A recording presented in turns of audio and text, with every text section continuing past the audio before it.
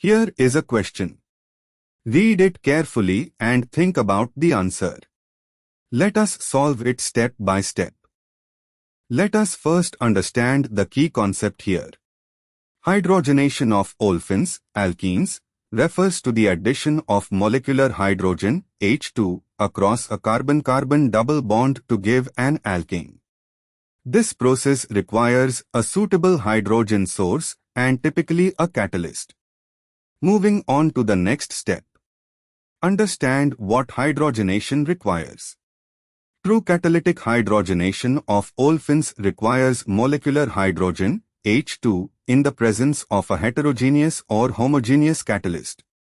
The catalyst activates H2 and facilitates its addition to the double bond. Moving on to the next step.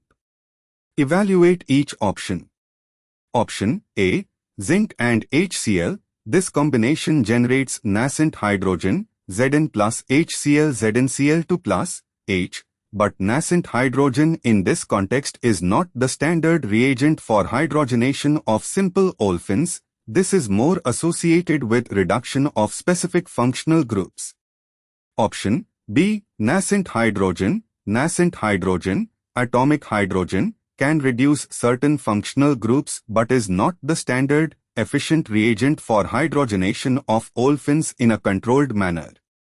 Option C, Raney and H, i.e., Raney nickel with H2. Raney nickel is a finely divided nickel catalyst that is widely used for the catalytic hydrogenation of olefins. In the presence of hydrogen gas, H2, Raney efficiently catalyzes the addition of H2 across the C is equal to C double bond to produce the corresponding alkane. This is the classic and well-established method for hydrogenating olefins.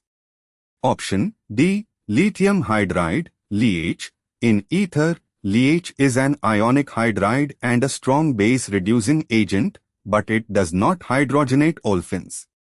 It lacks the ability to add H2 across A. C is equal to C double bond under normal conditions. And for the final step.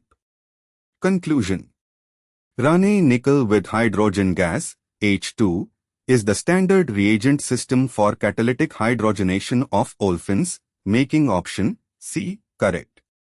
Therefore, the correct answer is C. Therefore, the correct answer is option C.